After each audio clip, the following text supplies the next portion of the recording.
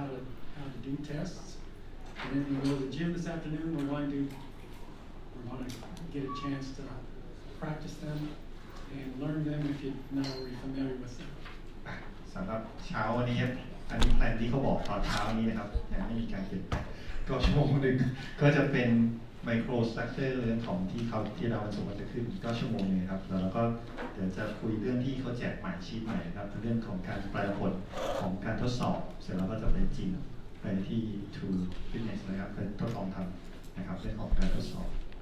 แล้วก็ที่เจ้าประกาศว่าจะมีสอบตอนบ่าย I promised some of you that we'd be doing a practice test today, but we're going to do that tomorrow morning. ก็ถ้าคนที่จะไม่อยู่ก็อาจจะต้องทำบ่ายนี้นะครับถ้าที่เหลืออาจจะที่อยู่ต่อว่าพรุ่งนี้เช้านะครับแต่น่าจะทำพร้อมๆกันเนี่ยนะเนาะ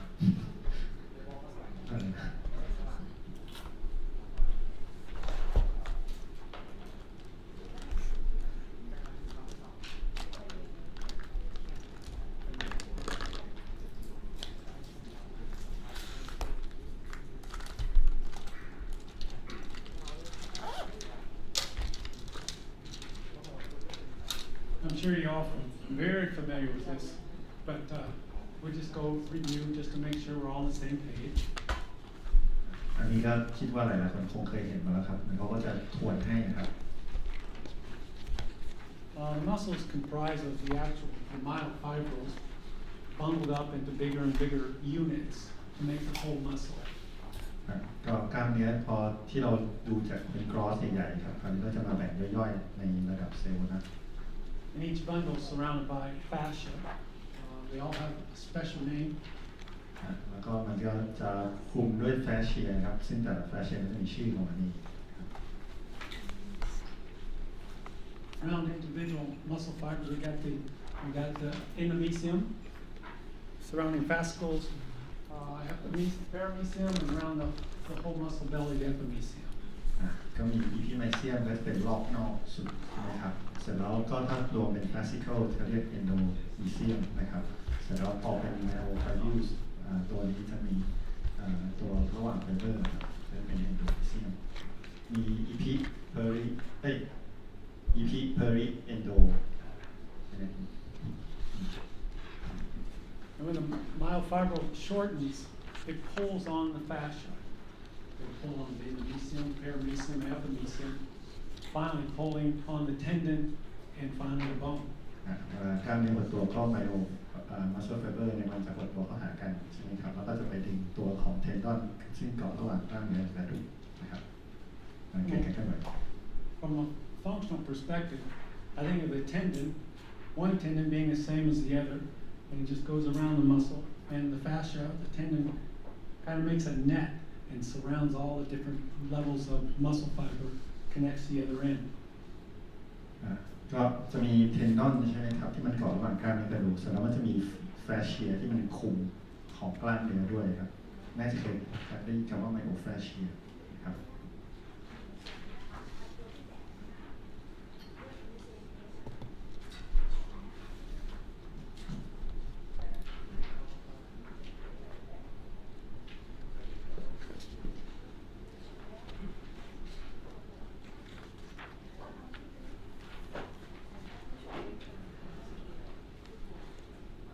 The myofibril is where all the action happens. And that's where we have the myosin actin filaments which pull upon each other to shorten the sarcomeres in series, resulting in total muscle contraction. เวลาการหดตัวกล้ามเนื้อก็มีแอคตินกับไมโอซินใช่ไหมครับเวลาที่สองตัวนี้มันหดตัวก็จะผูกเข้าหากันนะครับก็หน่วยซึ่งก็เป็นสังคม The functional unit of the myofibril is the sarcomere, and the sarcomere is defined as the stuff between Z lines. ก็หน่วยที่เป็น functional unit ของกล้ามเนื้อก็คือซาร์โคเมียร์ซึ่งซาร์โคเมียร์อยู่ระหว่าง C line นะครับ Connected to the Z lines, the actin filaments, and they go off in both directions. พอตัวที่ต่อระหว่าง C line ก็คือตัวของ actin filament นะครับซึ่งมันจะออกทั้งสองทางครับ Actin filament is also called the fin filament. The myosin filament is in the center of the sarcomere attached to the M line. ก็ถ้าเป็นตรงกลางจะเป็นไมโอซินฟิลเมนต์นะครับมีแอคทีฟไมโอซินนะครับตัวไมโอซินก็จะอยู่ตรงกลาง These are given the term lines, but because when you look at them on a microscope, they're two-dimensional. In reality, they're more like disc in 3D. And the M line is not a line, but it looks kind of like a spaceship, something you might see on Star Trek, with the center little pod with 6 arms sticking out. ตัวของเอ็นไลน์เวลาจริงๆไปดูมันเขาบอกว่ามันไม่เหมือนจะเป็นเส้นตรงมันอาจจะเป็นเหมือนกับลักษณะยานอวกาศมีเส้นออกไปข้างนอกเป็นหมด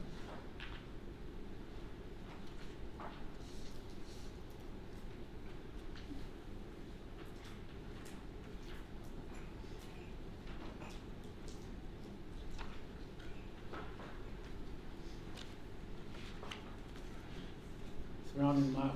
the myofilaments is the sarcoplasmic reticulum. รอบๆของไมโครวิไฟไมโอวิวก็จะมีตัวของซาโคพลาสมิกเรติคูลัมนะครับที่เป็นแผงเล็ก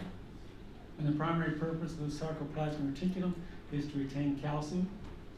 So when a signal from the nervous system tells the muscle to contract, the sarcoplasmic reticulum releases the calcium into the sarcoplasm of the myofiber. หน้าที่ของซาโคพลาสมิกเรติคูลัมหรือ SR นะครับก็จะเป็นที่เก็บของแคลเซียมพอมีระบบประสาทสั่งการมาเส้นประสาทออกมาก็จะเป็นตัวปล่อยแคลเซียมออกมาครับ The sarcoplasmic reticulum is connected to the sarcolemma of the cell by T tubules. And if you look at the surface of the sarcolemma of the cell membrane, you can see a bunch of little holes. ก็ตัวของ SR ก็จะ connect กับตัวของ myofibril ผ่านตัว T tubule นะ So I think of the action potential coming from the neurons as, imagine this floor is the sarcolemma,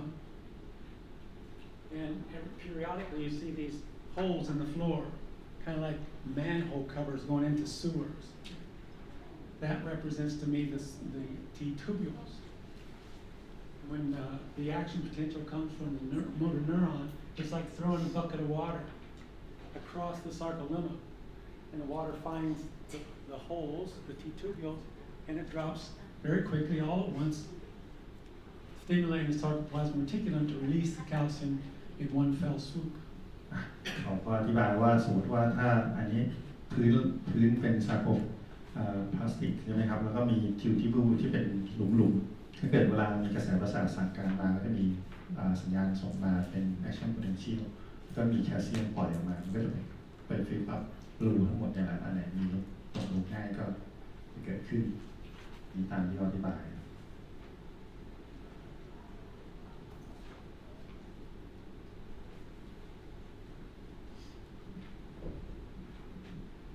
Water and protein, that's the muscle pretty much.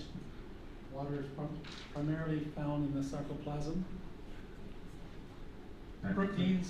of many different types. I mean, the protein can be the structure of the sarcolemma, it can be fascia, a lot of different types of proteins. You would think that myofibrils would be a large component, but in reality, they're actually very small. องค์ประกอบของกล้ามเนื้อเช่นส่วนมากจะเป็นน้ำเป็นโปรตีนนะครับแล้วก็คิดว่ามันมีพวกตัวของไมโครไฟบิลตัวเป็นคอนแทคไทเนี่ยจริงๆมันมีน้อยนะครับ We talked about the motor unit.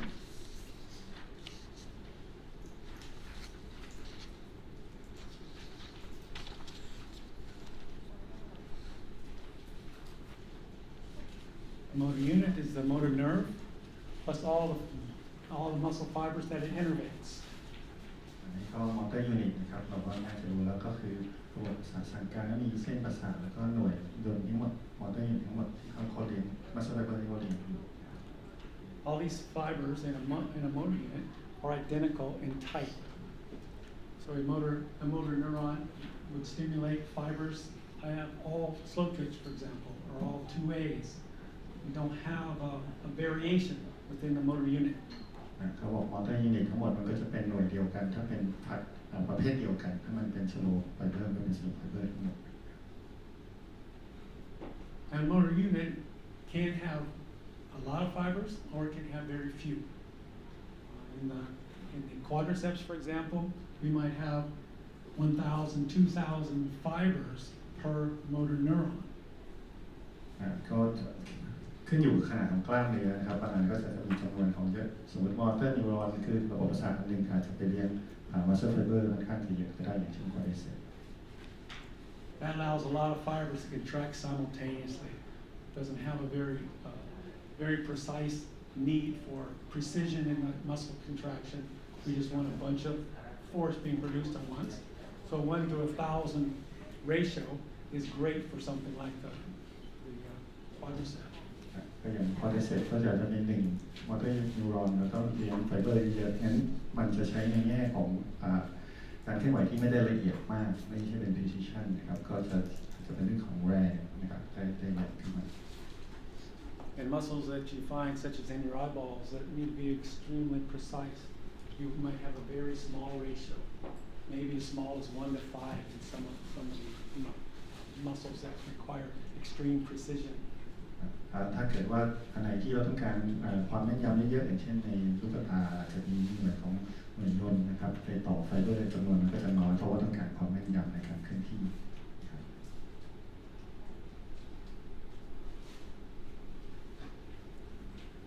Fast twitch and slow twitch. We typically just classify them in 3 different types. We have the slow twitch or the type 1 for the white fibers. And we have the fast twitches, the 2A's and the 2B's or 2X's as they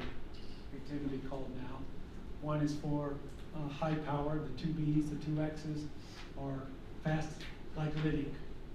The 2A's are fast oxidative. So they have characteristics of both the slow twitch and the fast twitch B's. อันนี้ก็ถึงประเภทของmuscle fiber ใช่ไหมก็มีอยู่3ประเภทนะครับก็มี type 1 2A ก็เป็น 2X นะครับก็จะมี slow แล้วก็เป็นส่วนที่เป็น fast แล้วก็มีส่วนที่ตรงกลางก็เป็น 2A.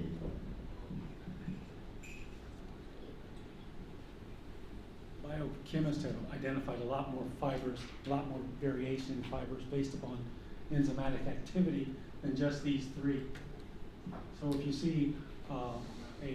2AX or a 2C or a 2D, those are just variations of the theme. But in function, fast, slow twitch, oxidative, glycolytic. ก็เขาบอกว่าถ้าเป็นดูลักษณะของเรื่องของ biochemistry ครับมันก็จะมีประเภทของไฟเบอร์มากกว่า3ประเภทนี้แต่หลักๆก็จะมีตัวของอันนี้ครับที่เป็น type 1ก็จะเป็น fast slow twitch นะครับแล้ว 2A แล้วก็เป็น 2X แล้ว 2A ก็จะเป็น fast oxidative glycolysis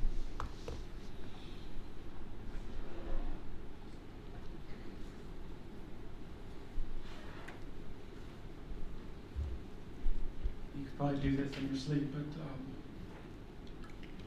different characteristics of the muscle fibers. If you can go and you can classify these according to the characteristic, you know the difference between a fast twitch and a slow twitch fiber. อันนี้ก็เป็นตารางสรุปนะครับว่าประเภทของกล้ามเนื้อมันมีแล้วมีลักษณะ characteristic อะไรบ้างก็บอกเมื่อกี้ดูในเหมือนเราหลับตาก็รู้แล้วครับขึ้นใจ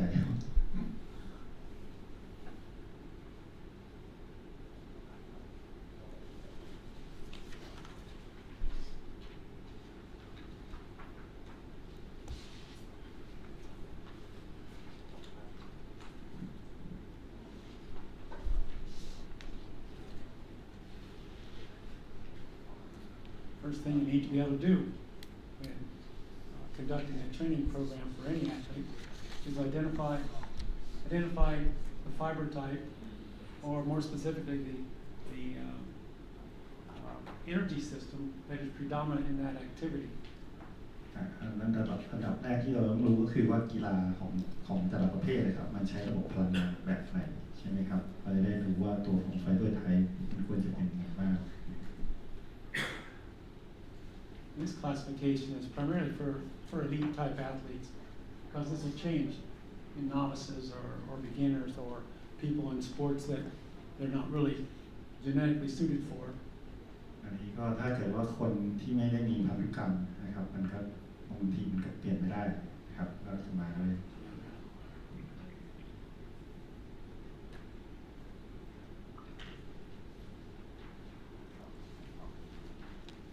Looks like the same slide.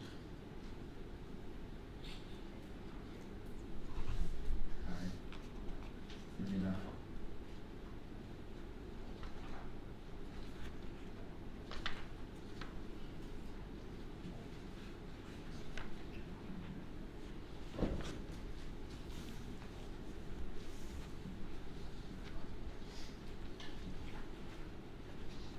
Muscles going to contract, and the myosin heads are attached to the actin filaments and pull themselves down the line toward the Z line. อันนี้ก็จะเป็นเรื่องของไมโครเรื่องของ sliding filament theory นะครับว่าเวลามันหดตัวเนี่ยตัวของ actin myosin มันสไลด์เข้าหากัน The myosin got a one-track mind. All it wants to do is attach itself to actin when it sees this special site. And if it can't see the site, it just sits and does nothing. ตัวของไมโอซินก็จะเป็นมีหัวครับเวลามัน attach มันก็ต้องมีเกาะที่เกาะนะครับถ้ามันที่เกาะไม่เปิดมันก็ไม่มีการหดตัวเกิดขึ้น So to prevent the myosin from attaching to the actin, when we don't want a muscle contraction, we need to hide it. We do that by putting tropomyosin and it's tropomyosin over the active sites. ก็ตัวที่จะเป็นตัวปิดก็เป็นตัวโทโพไมโอซินนะครับที่มันจะปิดตัว binding site นะครับ But I think of the tropomyosin as very passive part of the muscle. It's like taking a rug, on a spot on the rug, and taking another rug on top of it and covering over. And as long as the rug's there, we can't see the spot. เขาพบเหมือนเราว่าถ้าเกิดมันมีตัวจุดเกาะที่เกาะนะครับตำแหน่งในการเกาะแบบโทไวเซนเหมือนกับโพรงที่มันปิดเอาไว้ไม่ให้เราเห็น If I want a contraction, basically I got to pull the tropomyosin away from the active sites, and we do that by another protein called troponin. ก็เวลาที่จะเปิดก็แค่เอาผมหรือผมออกก็จะเห็นว่ามันมีจุดเกาะอยู่ไหนบ้างก็คือตัวโทโพนินครับ When calcium enters the sarcoplasm from the sarcoplasmic reticulum, it combines, the calcium finds a site on the troponin, causing a conformational change in the troponin, which pulls the tropomyosin off of the active sites, allowing the myosin to attach. ก็เวลามีระบบประสาทสั่งการมาก็จะมีตัวแคลเซียมมันปล่อยออกมาตัวแคลเซียมก็จะไปเกาะกับโทโพนินแล้วก็ทำให้โทโพไมโอซินมันเลื่อนออกมันก็จะเห็นว่ามันมีจุดเกาะตรงไหนบ้างตัวไบดิ้งไซต์ So the myosin attaches and immediately contracts, pulling itself, shortening the fiber a little bit. And as long as the active sites are available, the myosin is going to continue to let go, grab a hold, let go, grab a hold. And what allows that myosin to let go of the actin is the hydrolysis of ATP. เวลาที่มันจะเกาะครับมันพอมันมีเกาะมีจุดเกาะมันก็จะเป็นการมีดึงหัวไมโอซินเข้าหากันครับตัวที่ทำให้ตัว release ก็คือไฮโดรลิซิสของ ATP ครับ And we're all done. We're all done with the contraction. When you want to stop, we need to suck the calcium out of the sarcoplasm. When you do that, you take the troponin, releases it, changes again, and throws the rug back over the active sites, and the myosin once again is inactive. ก็พอเราหยุดการเคลื่อนไหวหยุดการหดตัวนะครับก็ตัวที่ก็เหมือนเราปูพรมกลับไปที่เดิมครับตัวโทโพไมโอซินก็กลับไปปิดเหมือนเดิมครับก็เอาแคลเซียมออก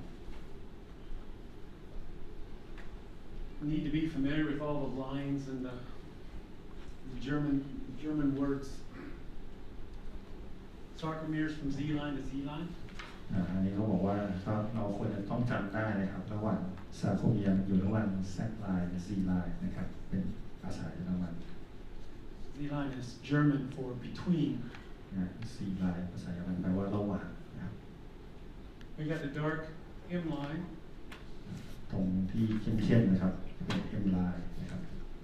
dark M line, where the myosin attaches. The myosin is oriented in two directions because it's going to pull both Z lines together. So the ends are attached at the M line. ตัวไมโอซินก็จะ attach ทั้งสองข้างของ M line งั้นมันเวลามันหดตัวจะทำให้ตัวของ Z line มันหดเข้าหากันนะครับ At rest, this dark area represents the myosin filaments. Here, the Z line attached to it is the actin filaments. And at rest, the actin and the myosin don't overlap with that part. So we see this clear place called the eyes.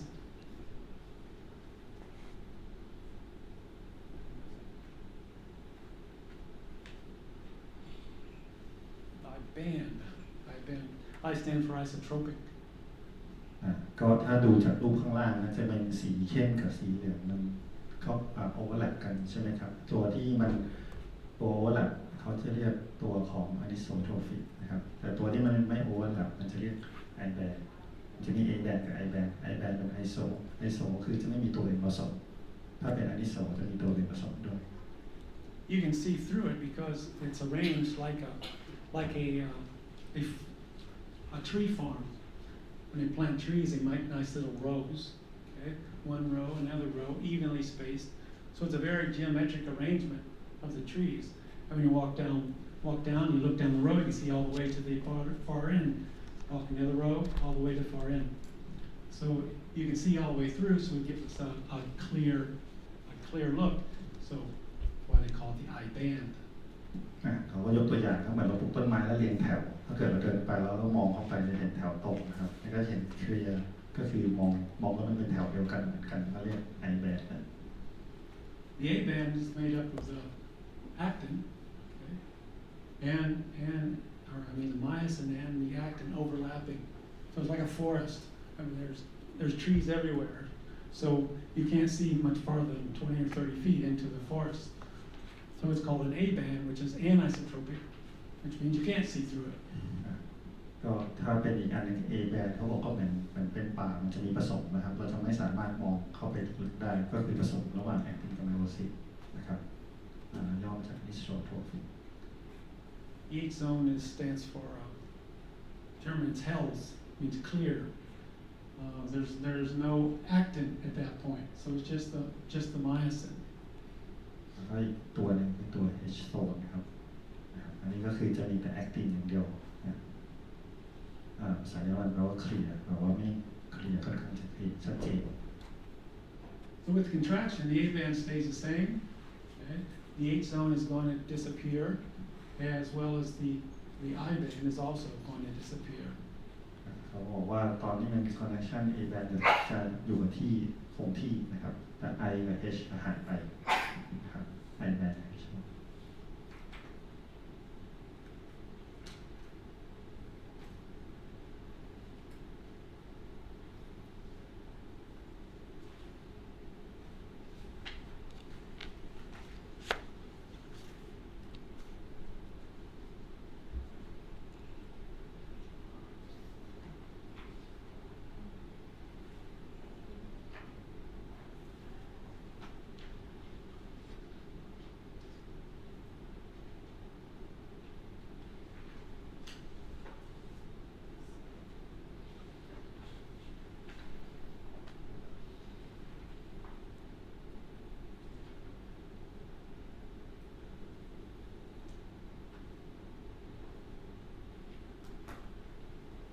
You have the greatest ability to produce force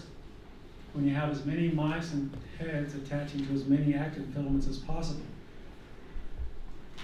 ก็เขาบอกว่าถ้าเกิดว่าเรามีตัวหัวของไมโอซินกับแอคตินมันเกาะกันเยอะๆครับก็จะมีการสามารถผลิตได้แรง force production มันง่ายทีเดียว In this illustration, when the fibers as short as they can get, it's not in its maximal ability to produce force because we see the actin filaments here, mainly the cross bridges,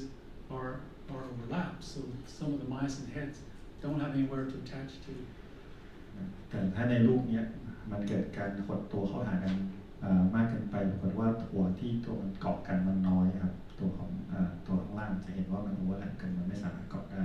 ก็ทำให้ไม่สามารถผลิตแรงได้สร้างแรงได้เต็มที่ You can visualize this just if you're going through a muscle contraction. If I'm doing a bicep curl, at the beginning it's kind of difficult. And in the sarcomere, there's very few myosin and actin heads and actin active sites attached, so they're not able to produce as much force. Then as you get through the range of motion, in the middle, you have maximal overlap of myosin and actin. Then toward the end of the contraction, we have something looking like this, so we're not going to be as powerful. ตัวอย่างที่เขายกขึ้นมาก็คือตอนเราทำ bicep curl ใช่ไหมครับตอนแรกถ้าอยู่ในตำแหน่งเนี่ยตัวที่หัวกับ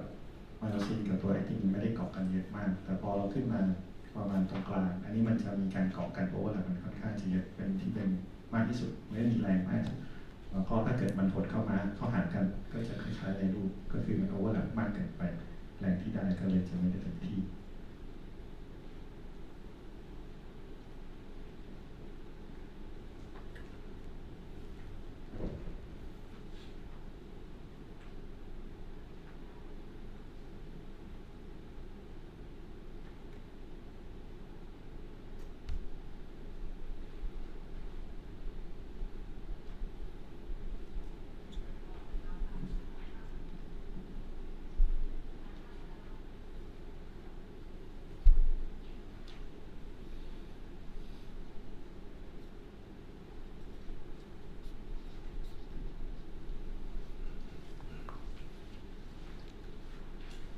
Once the ATP has been hydrolyzed to release the myosin head from the actin, it's got to be resynthesized by one of our energy systems. The first one, the most rapid one, is the creatine phosphate energy system. It's going to put that back together at a rate that is about 3 times the amount of ATP that we have stored within the muscle, sarcomere. อันนี้เขาก็จะพูดถึงว่าเวลาที่พอมันเกาะแล้วใช่ไหมครับเวลามันต้องใส่ ATP ทีนี้เวลามันจะ release มันก็จะปล่อยออกมามันก็กลับไปเป็นตัวไมโอซิส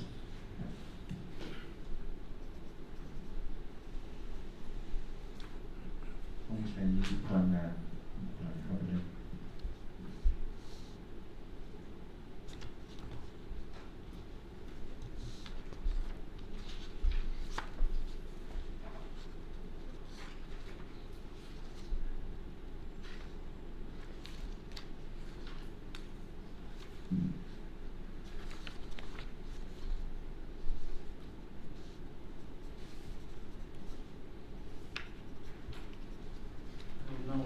Where this comes from, but I've never known anybody with that misconception actually.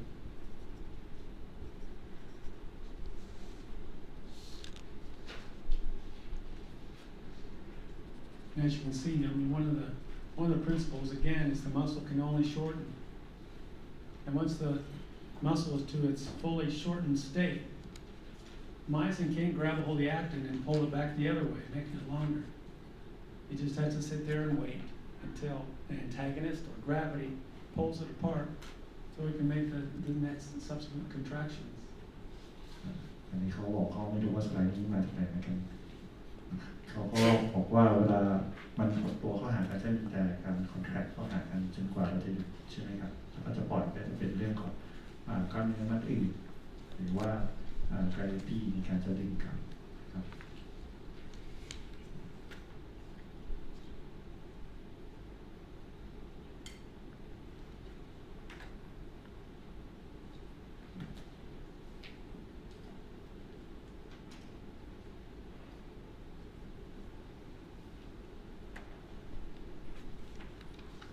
The All-or-None principle states that once an action potential is generated, we're going to have total contraction of the whole motor unit. We're going to have no contraction of the motor unit. There's no in between. อันนี้ก็กฎของ All-or-None principle เมื่อกี้เขาพูดถึงเรื่องของ motor unit ใช่ไหมครับว่ามันมีระบบประสาท motor neuron แล้วก็เรียกไฟเบอร์นี้เวลามันถูกกระตุ้นมันก็จะหดตัวในกลุ่มของ muscle fiber ทั้งหมดนะครับของเซลล์ทั้งหมด ถ้ามันไม่มีก็ไม่หดตัว We control the amount of force the muscle generates by recruiting more or less motor units. เขาก็สามารถทำได้ในการโชว์เรื่องของเนี่ยlatent potential นะครับในเรื่องของประโยชน์ท้าย There's no brain saying, okay, you guys just contract a little bit, okay, just a little bit. ก็คือไม่สามารถสั่งได้ว่า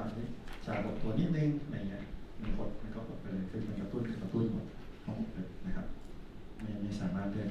muscle fiber ได้นะครับ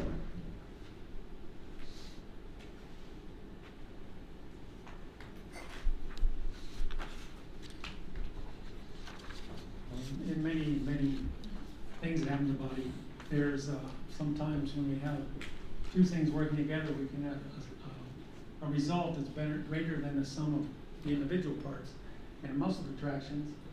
that is true.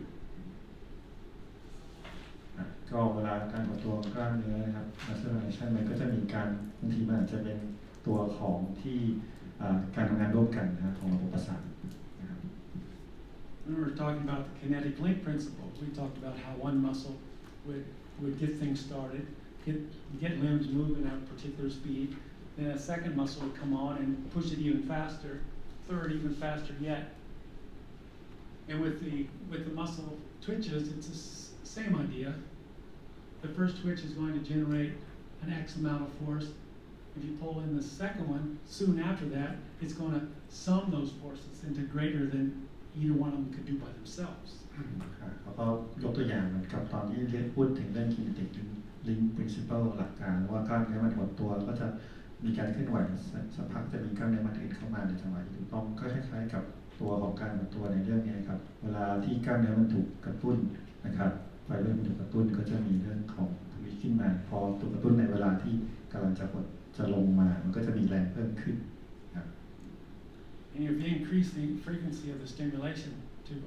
to a high enough level, you're going to have what we call tetanus, in which the force looks like just one constant single unit. แล้วก็ถ้าเกิดว่ามีความถี่ในการสติมูลเลตในการกระตุ้นเยอะๆเนี่ยมันจะกลายเป็นผลรวมก็ทำให้เกิดการหดตัวที่เขาเรียกว่าเป็นเทคนิคที่เป็นสมูทมากขึ้นนะครับ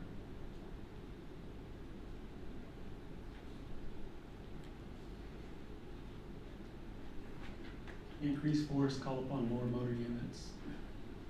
and some of your muscles, when they're contracted, they go into almost a tectonic state from the very beginning.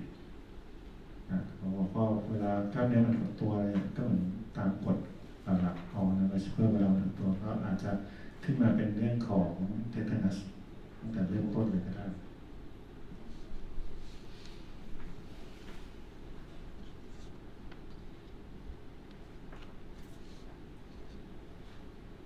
We talked about these guys.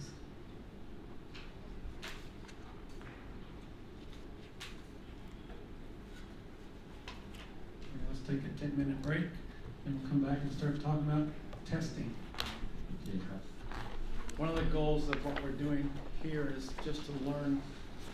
what those tests are. When you read or hear about a T-test, you need to be able to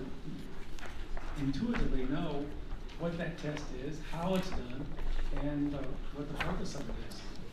ก็สิ่งที่เราจะต้องรู้ก็คือว่าสมมติว่ามีคำว่า T-test เนี่ยเรารู้ว่าใน T-test เนี่ยมันใช้ทดสอบอะไรนะครับแล้วมันทำยังไงนะครับแล้วมันมีขั้นตอนยังไงบ้าง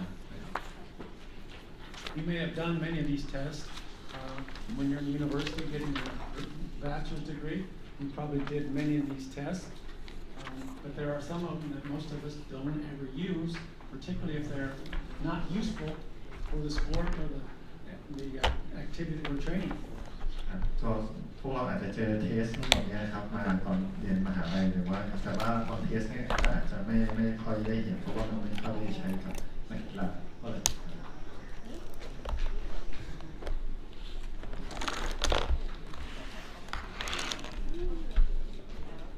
So these are the objectives of what we're going to be doing over the next few hours. อันนี้ก็เป็นวัตถุประสงค์ครับของว่าทำไมถึงต้องทำในเรื่องของเลคเชอร์ที่จะพูดถึงนะ the toughest part is finding a test that is a valid one that actually measures the performance that we're trying to improve. สิ่งที่สำคัญก็คือเราต้องการหาแบบทดสอบที่สามารถไปบอกได้ว่านักกีฬาเนี่ยแล้วเรามีการทดสอบยังไงแล้วเราต้องการพัฒนานักกีฬาอย่างไรบ้าง Almost all of these tests are field tests, and field tests are kind of a lot of guesswork anyway. And it's extremely important to do them under as controlled conditions as you can, with as few variables as possible.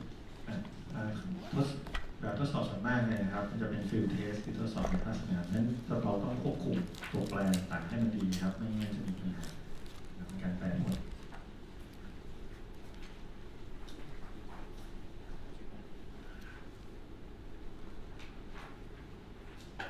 Different parameters that these tests are going to try to evaluate. One of them is muscular strength, also known as low speed strength. อันนี้เทสที่เราจะต้องส่วนมากที่จะทำกันก็คือความแข็งแรงสูงสุดนะครับส่วนมากก็จะทำเนี่ยบางทีก็เรียก low speed strength นะครับในการที่ทำที่ช้า This is tested many times with determining a 1 RM of a particular lift. ก็ที่เรารู้จักกันก็คือทำเทสใน1 RM นะครับลดได้สูงสุด1 ครั้ง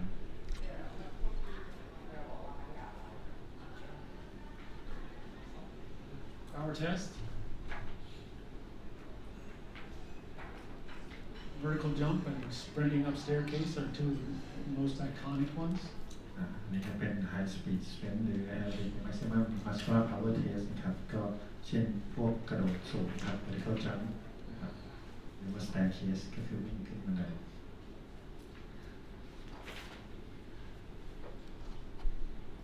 If you want to get a power test, then you usually combine the 1 RM with an explosive move.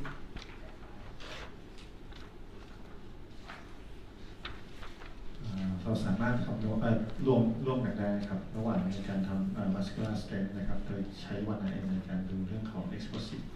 นะครับ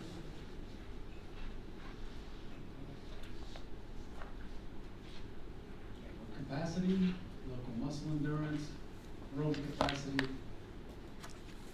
agility. เทสก็มี aerobic นะครับ agility test นะครับ Speed, flexibility, balance, and stability,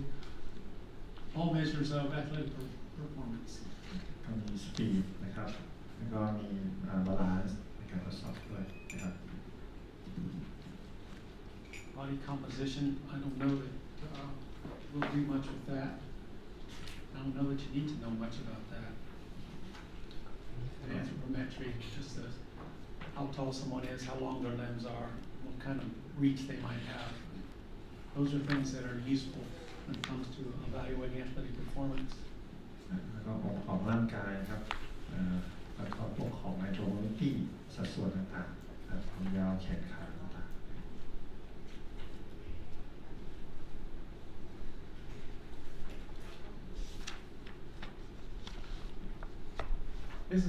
This is key. If you're going to use these tests, you want them to actually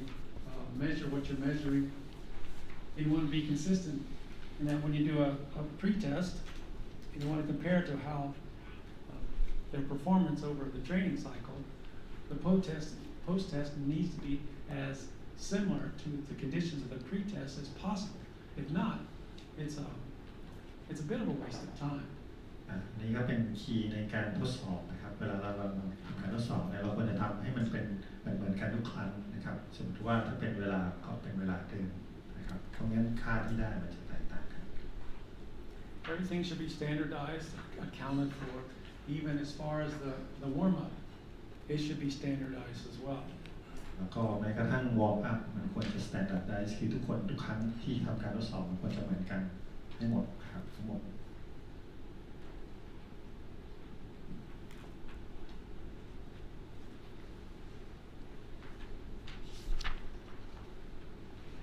The classic test to see how strong someone is to do a 1 RM. How much they can lift in one and only one lift. อันนี้ก็วันละเองนะครับก็คือสามารถยกได้น้ำหนักสูงสุด1 ครั้ง The problem with 1RM testing is that the athletes kind of get a task priority blindness in that they're trying to lift a maximal weight, and that is their goal. And so their performance, their technique,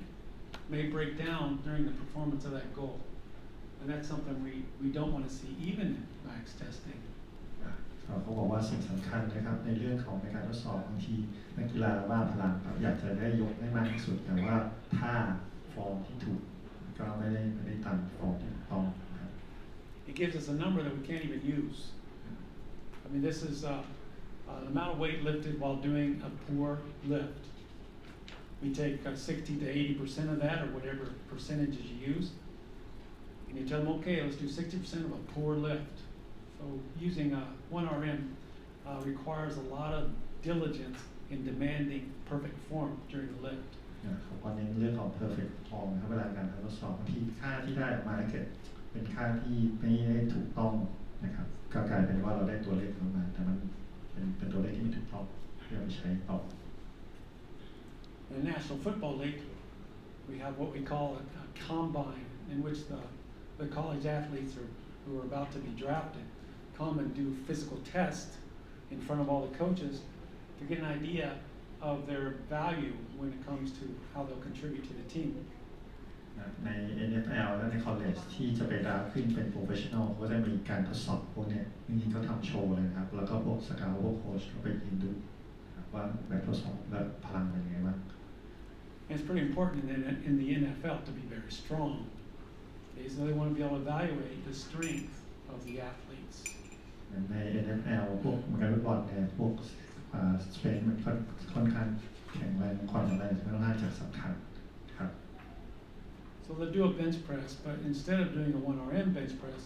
they'll put on 225 pounds on the bar and ask them to lift it as many times as they can. เขาก็ทำการทดสอบแต่แทนที่จะดูวันเองเขาก็ใส่ไป255 ปอนด์แล้วก็ยกมากที่สุดนะครับดูว่ายกได้กี่ครั้งในการทดสอบของ NFL. And from those number of repetitions, they can estimate what their 1RM would be from that multiple repetition test. แล้วเขาก็พิจิตรค่าทำนายจากตัวเนี่ยครับว่ายกได้กี่ครั้งเพื่อไปพิจิตรหาค่าวัน RM. So in my mind, if the NFL does that, if that's how they test for max strength, I think I would be considering the same as well if I were testing my own athletes. เขาบอกว่าในความคิดของเขานะครับถ้าเกิดว่าขนาด NFL เทสแบบนี้เวลาเราเทสนักกีฬาเราไม่ต้องหาค่าวัน RM ก็ได้เราหาเป็น6 RM อะไรก็ได้นะครับใช้น้ำหนักแล้วก็ดูว่าแล้วก็ใช้เป็นการพิจิตรทำให้นักกีฬาปลอดภัยด้วย There's plenty of research out there showing if I lift 200 pounds 47 times, what my max estimated 1RM is going to be. So you can find all those equations out there, making this a good alternative to 1RM. ก็เป็นอีกวิธีหนึ่งนะครับที่ไปยกนะครับถ้าเรารู้ว่าเขาบอกมันมีงานวิจัยแยกมันมีสมการออกมาว่าสมมติยก200 ปอนด์นะครับเราเป็นพิจิตรออกมาได้ค่าวัน RM เท่าไหร่ก็เอาตัวนั้นไปใช้ได้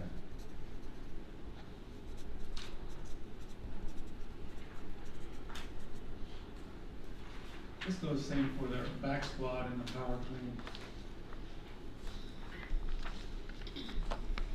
ก็คล้ายๆแบบสควอตแต่จริงๆในหนังสือมันจะมีขั้นตอนการทดสอบนะว่าจะต้องเริ่มต้นเท่าไหร่อันนี้เราต้องจำตัวเลขนะครับว่าใส่เข้าไปเท่าไหร่ตอนแรกเพิ่มเท่าไหร่อันนี้ถ้าจำไม่ผิดเคยมีข้อสอบออก Another test done in the NFL Combine is the standing long jump. Obviously a power measure. I think the world record in standing long jump is like 3 meters 65. เขาบอกว่าเป็นคอร์ดนะครับก็3 เมตร 65ยืนกระโดดไกลนะครับยืนนิ่งๆเฉยๆนะ NFL ก็ใช้เหมือนกันนะครับตรงการบอกในการทดสอบนี้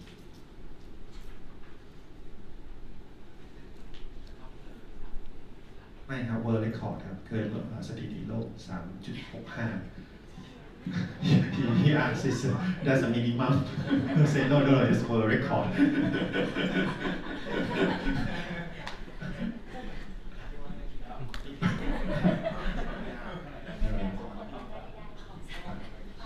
It's a standard for NFL อะไรอย่างเงี้ย football 3 meters standing on jump. That's the world record. Which also happens to be the longest distance ever recorded as a combine as well. อันนี้สถิติโลกแต่โก้จะโดด3 เมตรก็ได้นะ I think he can do 2 meters 0.65 meter. That's probably my running long jump distance. กระโดดไกล The vertical jump is also a staple if you want to determine the power of your lower body. You can do a lot of different ways. I mean, the lowest tech is putting chalk on the end of your finger and measuring the distance between your max reach and a counter jump, vertical jump. สอนทดสอบกระโดดสูงก็ทำได้หลายแบบนะจะใช้เวอร์เทคหรือสติ๊กใช้ช็อคกระโดดไปก็ได้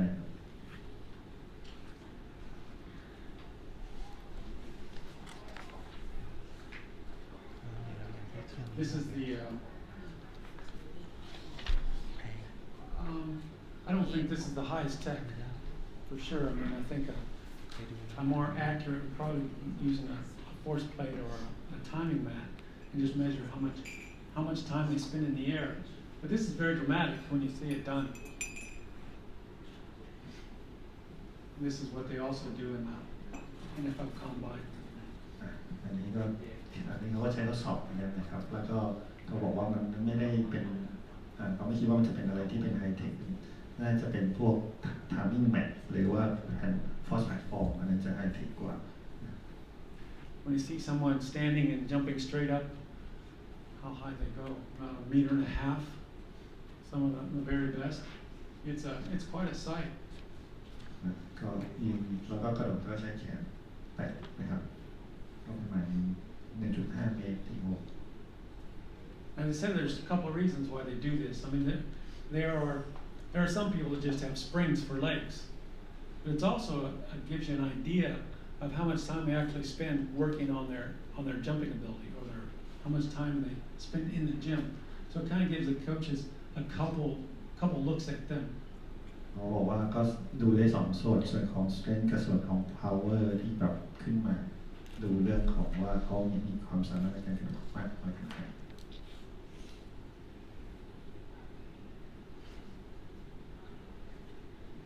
An alternative to this one is to take out the counter movement, take out the proprioception, the plyometric element within the calf. And they start in a squat position, don't get to use the arms, and it's all about their concentric contraction deep into the air. อันนี้ก็เป็นทดสอบอย่างนึงนะครับอันนี้ก็คือไม่ใช้แขนเอามือจับเอวไว้อันนี้ก็จะไปลดส่วนที่เป็น state shortening cycle ของ plyometric ไว้ก็เป็นเหมือนท่าสควอตจัมป์มีเฉพาะ concentric phase กระโดดอย่างเดียวไม่มีการย่อลง It requires a special equipment. I guess if you had a high-speed video, you could use that in place and get pretty close. But it costs some money to do this way. อันนี้ก็เป็น contact mat นะครับเขาบอกว่าจริงๆก็ใช้วิดีโอก็ได้มันจะเรียนนี้ไม่มีในการทดสอบนะ fitness center ในพวก The reactive strength index. The goal of this test is for the athlete to step off the box, whatever height it might be. They might use multiple heights as well. Drop to the mat and try to spend as little time on the mat as possible. So it's a plyometric test. See how well they react to the jump. อันนี้ก็เป็นการทดสอบ reactive strength index นะครับก็บอกให้ยืนอยู่บนกล่องเราอาจจะมีหลายๆขนาดความสูงหลายๆไซส์ก็ได้พอก้าวลงมาก็แขนก็จับที่เอวนะครับแล้วก็พอลงปุ๊บแล้วก็ใช้เวลาที่น้อยที่สุดในการแล้วก็แตะพื้นแล้วก็โดดขึ้นให้สูงที่สุดนะครับก็ใช้ contact mat ดู So you get your score by dividing the height that they jump off the mat, or in this case, the time in the air, divided by the ground contact time, and that gives you your reactive strength index. ก็วิธีคำนวณก็มีหลายวิธีอันหนึ่งก็ดูเรื่องของความสูงก็หารด้วยเวลาที่สัมผัสกับ contact mat นะหรือจะดูไฟทางก็ได้คือเวลาที่ลอยอยู่กลางอากาศ If you can do different boxes, you'll get an idea of what kind of force, what kind of height that they jump from. Do they kind of begin to compromise their ability to react? ก็ถ้าดูที่ความสูงแตกต่างกันก็จะดูลักษณะว่าถ้าอยู่สูงแล้วกระโดดลงมาแล้วกระโดดขึ้นนะครับเวลาที่สัมผัสมือ contact time ควรจะน้อยแล้วกระโดดในสูงขึ้นดูเรื่องของ aerodynamic เป็นหลัก This is done with other tests as well. Tests this they could be more specific to the activity that you're doing. อันนี้ก็อาจจะเป็น specific test สำหรับการกีฬาก็ได้นะครับที่ต้องใช้ The Marguerite-Kalaman stair sprint test. This requires again timing mats, specialized equipment. อันนี้ก็เป็น Marguerite-Kalaman test นะครับก็ใช้ timing mat เหมือนกันนะครับใช้บันได The athlete starts 6 meters behind a staircase. Has to be at least 9 steps. And they will reach up to the 3rd step where we have a switch mat that starts the clock. They'll take 2 more steps on the 3rd step. It will stop the clock. เขาบอกนักกีฬาเริ่มจาก 6 เมตรนะครับหลังจากบันไดนะครับวิ่งมาอย่างน้อย6 9แล้วก็9แรกในบันไดที่ 3 ก็จะเป็นสตาร์ทนาฬิกานะครับแล้วก็ขึ้นไปจนถึง9ขั้นที่9เขาจะเป็นเวลานะครับ So you got the vertical height or the amount of work that they actually do, and then you have their time, and you also take into account their body weight to determine the power they can generate. เราก็เอาคำนวณหา power นะครับกำลังโดยจากเรารู้เรื่องความสุขนะครับก็คืองานนะครับแล้วก็หาด้วยเวลางานที่กระทำก็คือความสูงของบันไดนะครับแล้วก็น้ำหนักตัวลอง vertical jump ได้ครับได้เหมือนกันก็น้ำหนักตัว Yes if what about the vertical jump can we find the power from the vertical jump It's difficult unless you have a force plate.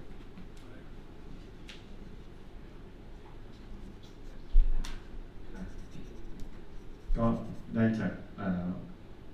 contact mat ก็ได้หรือว่า force ก็ได้ velocity ก็ได้นะใช่เนี่ย if you have the force ก็ง่ายหน่อย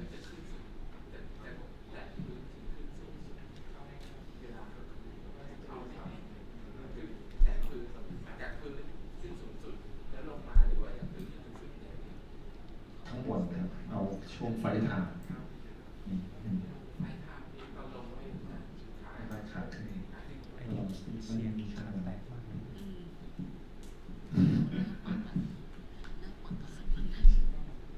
Now, this particular test, I mean, you get a value, you get a number, but in reality, that what you do with that number is questionable. Let's use it as a pre and a post measure, because the most athletic people are going to be able to do that. They may not necessarily be the most powerful. There's a lot of things you can do with this test where you can game the test, you can make it, you can kind of cheat, and the best athletes know how to do that when they see this. เขาบอกว่าอันนี้จริงๆแล้วทุกคนก็ทำได้เขาบอกว่าถ้ายังไงก็น่าจะใช้เป็นเรื่องของ P กับ Post Test ว่าทำทดสอบ P Test แล้วเนี่ยเราไปฝึกกลับมาแล้วกลับมา Post Test ก็ดูว่าเป็นยังไงบ้างดูว่าแบบฝึกเราสามารถเพิ่มอะไรได้บ้างนะครับมีการพัฒนาหรือเปล่า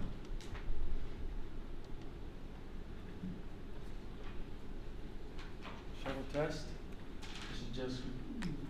changing direction 6 times on 25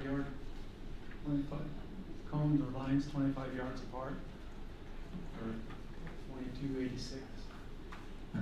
ก็เป็น300 ยาร์ดชัตเตอร์ก็วิ่งไปกลับนะก็จะเปลี่ยนทิศทางครับลายก็จะเป็น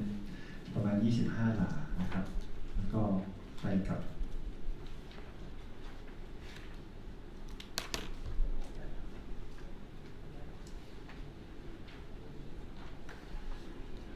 This is an illustration of the test.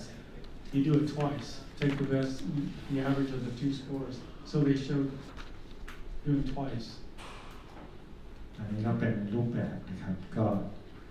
ว่าทำไงก็จะเป็นวิ่งไปกลับนะครับมันจะจริงๆเหมือนของแอร์บอลมากกว่านะวิ่งไปกลับ On this one you do with the dark shirt, and on the second one you do with the light shirt. That's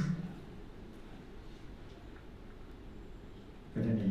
เสื้อสีดำกับเสื้อขาวนะครับเขาบอก first trial second trial I made that up. Partial curl up. Look at the endurance of the spinal flexors, particularly the rectus femoris, or rectus abdominis. อันนี้เป็นตัวของ partial curl up นะครับก็ทดสอบสิบครั้ง Start in the knee flex position. She's going to curl up as far as she can. And you see that the distance that she reaches, not very far, 8 or 9 centimeters. อันนี้ก็จะเป็นจะเห็นว่าเขามีเส้นอยู่นะครับก็เขาจะไม่ได้ไปไกลมากนะครับเพราะฉะนั้น This particular test, you set a metronome at 40 beats per minute. And she basically does the sit-ups to the metronome. อันนี้ก็ให้เซตเมโทรโนมนะครับ40 ครั้งต่อนาทีนะครับนี่ขึ้นลงนะครับ And basically what you're trying to do is do 75 partial sit-ups. And if you can accomplish that, you've passed the test. ก็ประมาณ75 ครั้งนะครับเขาบอกว่าถ้าเกิดทำได้ก็เราผ่านแบบสอบผ่านทดสอบ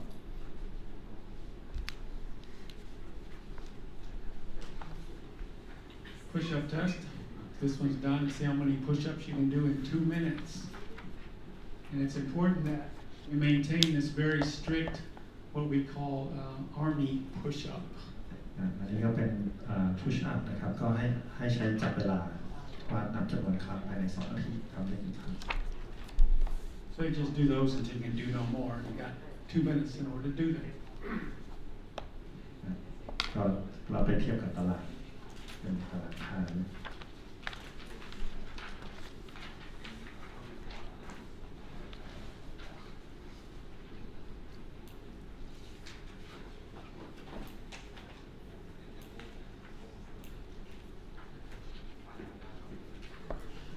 If you can't do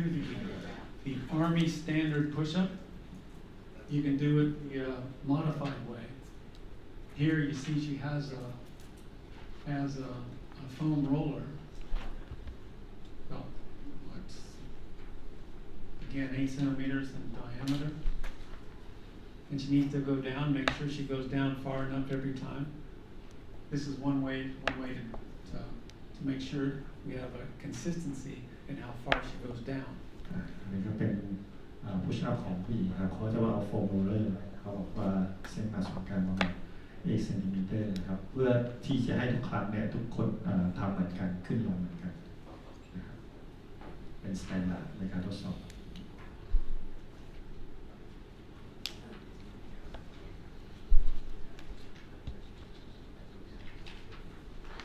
This is a test done to determine the strength of the chest muscles. It's like the 225 repetition bench test that the NFL does. But you start with 80 pounds for males and 35 pounds for women. Follow the metronome, 60 beats per minute. How many reps you can do. จริงครับอันนี้ก็เหมือนที่เขาเล่าให้ฟังเหมือน NFL ดูครับที่ NFL ทำอันนี้ผู้ชายก็80 ปอนด์ทำเบนช์เพรสผู้หญิงก็เริ่มที่35แล้วเซตเมทโนมที่60 ครั้งต่อนาทีแล้วก็ดูว่ามันก็เป็น30 ครั้งต่อนาทีนะครับแล้วก็ดูว่าทำจนทำไม่ได้แล้วนับจำนวนครั้งเอาว่าได้กี่ครั้ง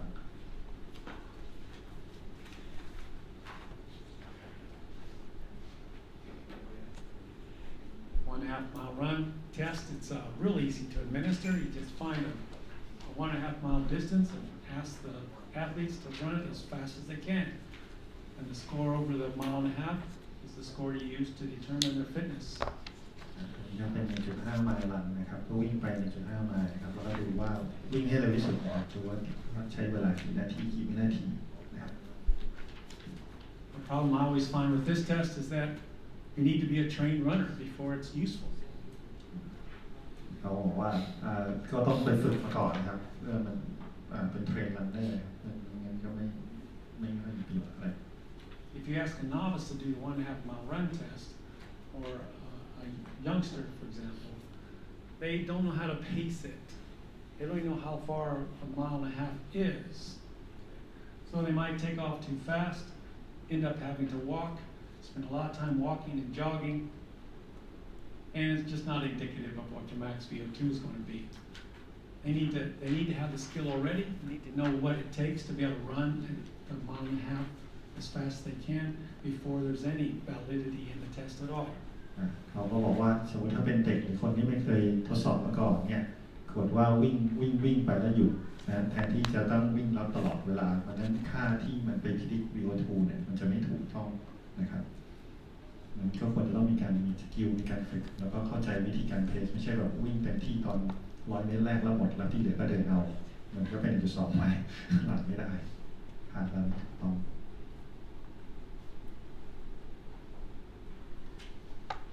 Some are testing a 1.5 mile run test, trying to estimate max VO2 is a 12-minute run test. You do this on a 400-meter track so that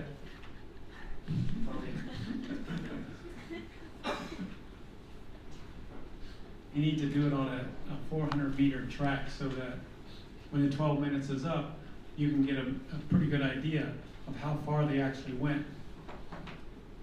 อันนี้ก็เป็น 12 minute run นะครับอันนี้เขาก็แนะนำว่าให้ทำใน 400 เมตร track นะครับเพราะเวลาจับเวลาเนี่ยเราจะได้รู้ว่ามันไปอยู่ตรงไหนเราจะได้นับได้ง่ายๆหน่อยนะครับ But this suffers from the same problems that the 1.5 mile run test does. If you're not a runner in the first place, this is not going to be a good test, a good valid test. อันนี้เขาก็บอกคล้ายๆกับตัวของวัน 1.5 ไมล์รันก็คือถ้าเกิดเขาไม่รู้วิธีการวิ่งมาก่อนนะครับวิ่งแล้วหยุดมันก็จะไม่ได้ค่าที่ถูกต้องเหมือนกัน They have a similar test in different sports such as swimming and cycling. They have a 400-meter swim test in which you see how far you can swim in 400 meters. But that's even more of a problem than the run test in my mind because most people aren't good swimmers. They just don't have the technique. And they may have a very slow time, but they require a lot of oxygen to make that happen because of their poor technique. เขาก็บอกว่าในว่ายน้ำก็มีการทดสอบใน400 เมตรเหมือนกันก็หลักการเหมือนกันก็คือถ้าเทคนิคไม่ถูกต้อง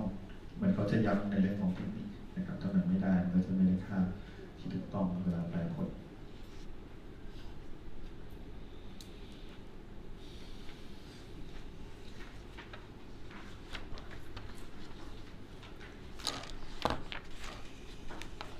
I've never seen this done, so I had to look it up. But it requires, from what I can tell, it requires a pre-recorded instructions. Because what you're instructed to do is to start here on the start line and to run down to the turn line in a specific time. So you have a beep that goes off, which is the instruction to start running. Then the second beep is when you should be on the turn line. You turn around, run back to the start line by the second beep. อันนี้ก็เป็นโยโย่เทสนะครับก็ต้องอาศัยเทปเรคคอร์ดที่มันจะมีเสียงนะครับพอมีเสียงปุ๊บพี่แล้วก็วิ่งขึ้นไปกับสตาร์ทแล้วพอเซคันด์ไปถึงตรงเทอร์นิ่งไลน์มันก็มีเสียงอีกนะครับเราน่าจะเคยทำเทส And between runs, you jog for recovery from the start line to a point 5 meters behind, back to the start line. And then you need to be at the start line and be stationary before the next beep goes off. Then you start your next repetition. พอขาวิ่งกลับมาจะมีประมาณ5 เมตรสำหรับ recovery นะครับพอเรา recovery เสร็จเราก็มายืนรอต้องเตรียมพร้อมพอได้ยินเสียงปี๊บก็ไปใหม่นะครับ And the instructor on the tape will tell you at what speed you should be running the next repetition. แล้วเทปมันก็จะบอกว่าว่าต่อไปจะเป็นอะไรนะครับในการวิ่ง And it's intermittent. It changes. I mean, sometimes it's faster, sometimes it's slower, but over the course of the test, it keeps getting progressively faster, more difficult. แต่เราก็จะเพิ่มความเร็วไปเรื่อยๆครับตามที่เทปขึ้นมานะครับที่เราใช้ And you keep going until you can't make the beep, you can't get to the end. You get one warning if you don't get to the end one time, and the second time you're eliminated. And your final score is how far you went and what was the intensity or what level you had achieved. เราก็วิ่งไปจนกว่าเราไม่สามารถได้ยินเสียงบีบไปไม่ถึงหมดแรงไปไม่ถึงแล้วก็มาคำนวณระยะทางที่เราวิ่งได้ทั้งหมดแล้วไปเทียบสกอร์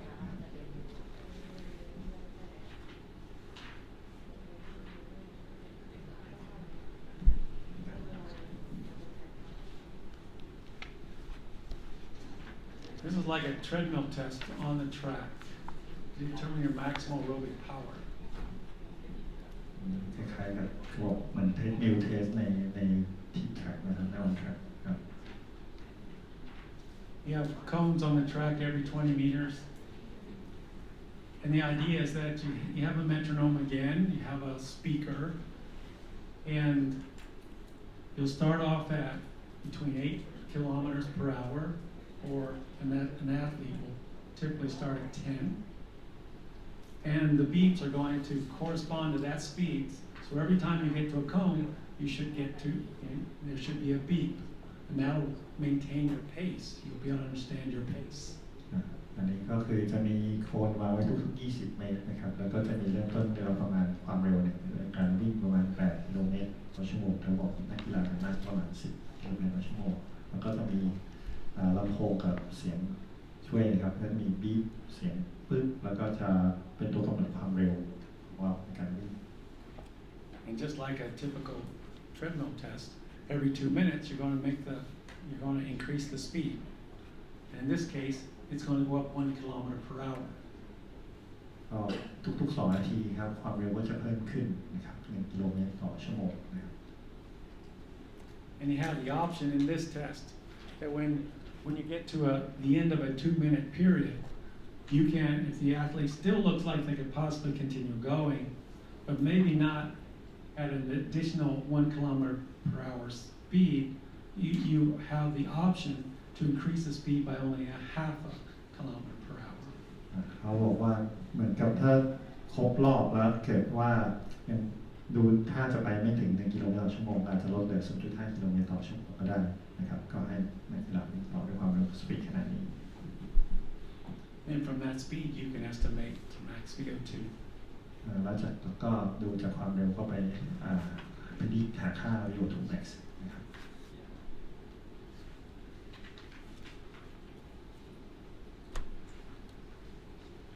And they used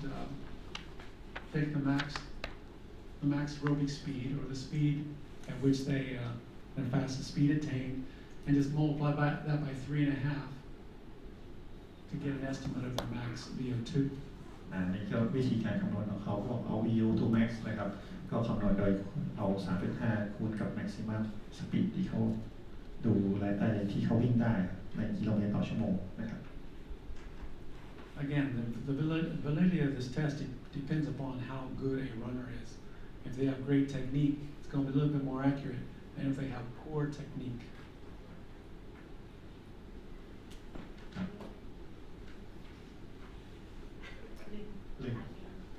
Aerobic capacity, so you have a 1.5 mile runs and 12-minute runs. So, how shall we test both or choose only one? Yeah, you choose just one. And what the criteria? Do they use 1.5? It's a lot easier. mean, it's easier to administer. All you have to do is find a course that's a mile and a half long and start the watch, run back to meet. With a 12-minute run test, you have to have a track,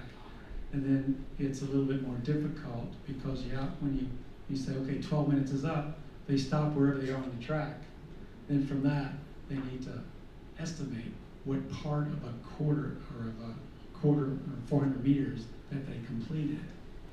So it's just a little trickier. Can they use the GPS watching? yes How far they can There you run go. it That's the through? modern 12-minute run test right there. ก็ใช้ได้นะก็จริงๆก็อยู่ที่นักกีฬาแหละนะครับถ้าเรามีแทร็ก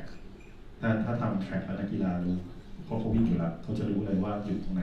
จะง่ายแต่ถ้า 1.5 ไมล์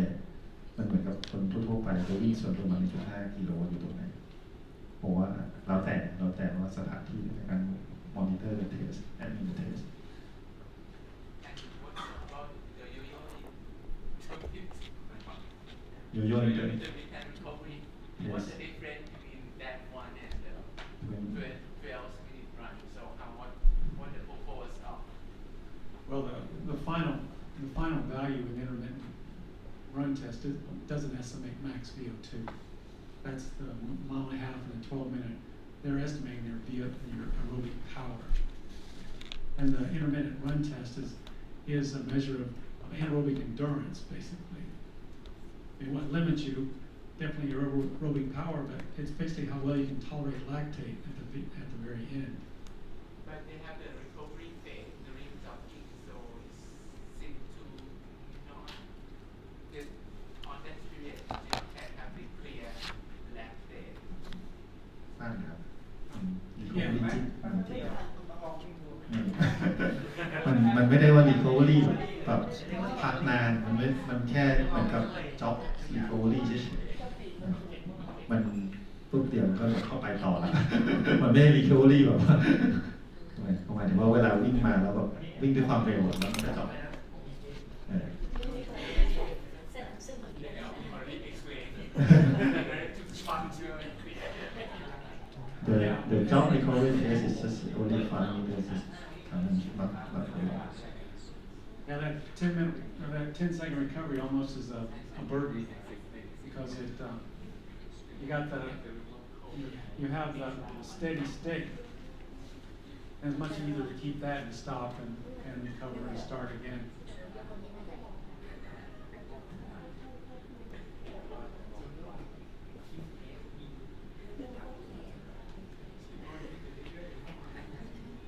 T-test.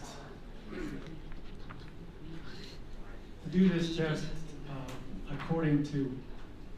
the guidelines to make sure it's done the same way every time.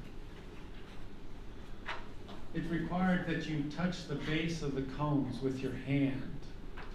So you'll start at cone A, that's the starting point.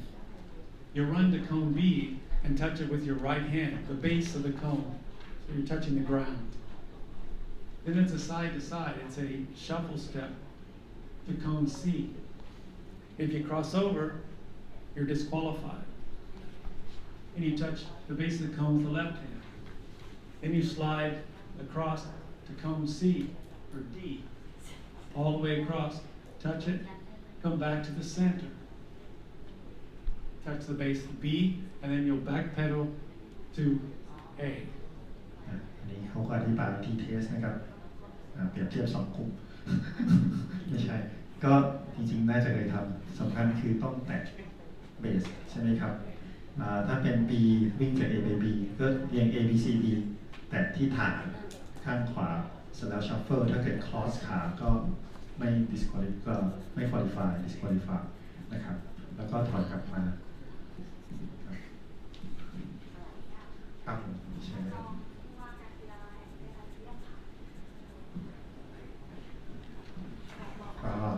Yeah,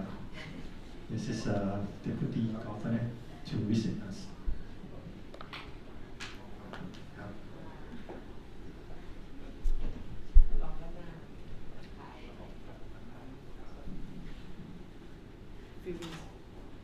ก็ ไม่ การกีฬาแห่งประเทศไทยนะครับเขาก็ให้ผมมาแอบดูว่ากิจกรรมที่นี่เป็นยังไงนะก็ไปดูมาทั้งที่เราไปใช้ที่ทรูอารีนานะครับก็ทราบว่าไปใช้มาบ้างแล้วแล้วก็ยังต้องไปใช้อีกแล้วก็สุดท้ายเห็นว่าจะไปใช้จัดปาร์ตี้ชั้นข้างบนก็ไปดูพื้นที่ไว้ให้แล้วก็ภาวนาอย่างเดียวอย่าให้มีฝนในวันนั้นก็อันนี้เป็นเรื่องที่นอกจากมาดูที่นี่แล้วก็ไปดูพื้นที่ด้วยก็คิดว่ากิจกรรมที่ทางฝ่ายทรัพยากรบุคคลนะครับได้จัดขึ้นนะครับให้มีการพัฒนาบุคลากรทางด้านวิทยาศาสตร์การกีฬาเนี่ยนะครับก็คงจะเป็นการลงทุนที่คุ้มค่าในอนาคตนะครับเพราะว่าสิ่งที่พวกท่านมาได้รับความรู้เพิ่มเสริมเติมเต็มขึ้นไปเนี่ยคงได้ไปใช้ประโยชน์ในเรื่องของการพัฒนานักกีฬาที่ท่านดูแลอยู่ไม่ว่าจะเป็นของทีมของสังกัดโรงเรียนของจังหวัดของทีมชาติเยาวชนนะครับให้มีพัฒนาการที่ดีขึ้นกว่าที่เป็นอยู่นะครับก็หวังเป็นอย่างยิ่งว่าการอบรมนะครับซึ่งเหลืออีกน้อยวันและคงจะสำเร็จแล้วก็ในส่วนสำคัญก็คือการที่ต้องออกไปหาประสบการณ์เพิ่มเติมในต่างประเทศก็คิดว่านะก็อยากจะให้ไปทุกคนนะครับในการที่จะรีครูทไปต่างประเทศแล้วก็คงจะได้พบกันอีกในการที่จะพัฒนานะครับเรื่องความรู้แล้วก็ประสบการณ์ที่จะนำไปใช้ในเรื่องของการพัฒนากีฬาของบ้านเราครับขอบคุณครับ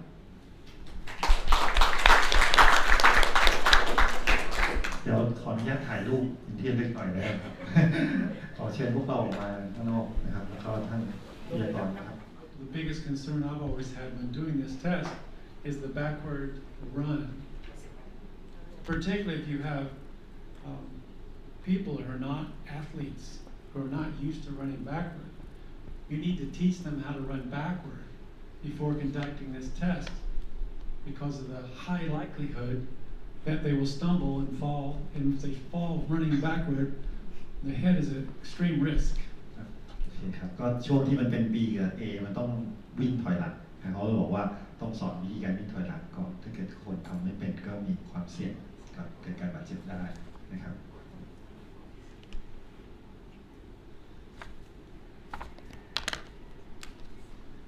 Hexagon test. This was developed by the United States downhill skiing team to evaluate their ability to change directions during their turns. อันนี้เป็น Hexagon test เขาบอกว่ามันถูกพัฒนาจากที่เป็นดาวฮิลสกีของ USSA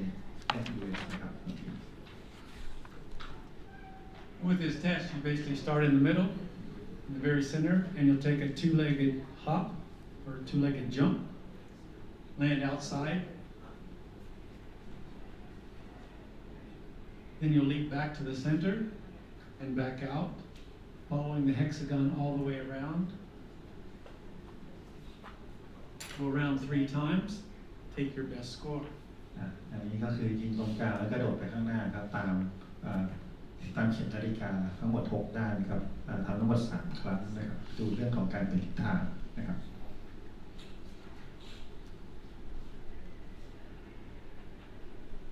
Pro agility test.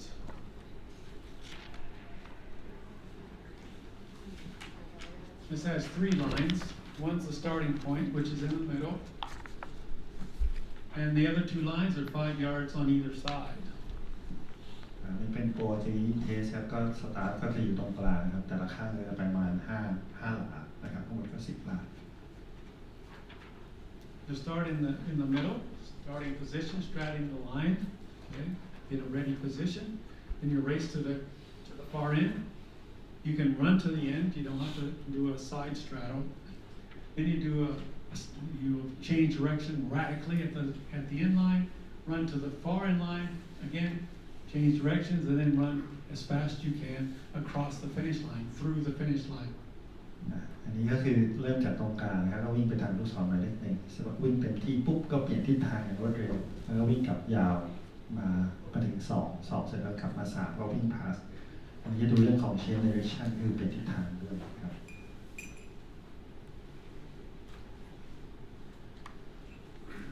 505 agility test. I don't know where they got the 505.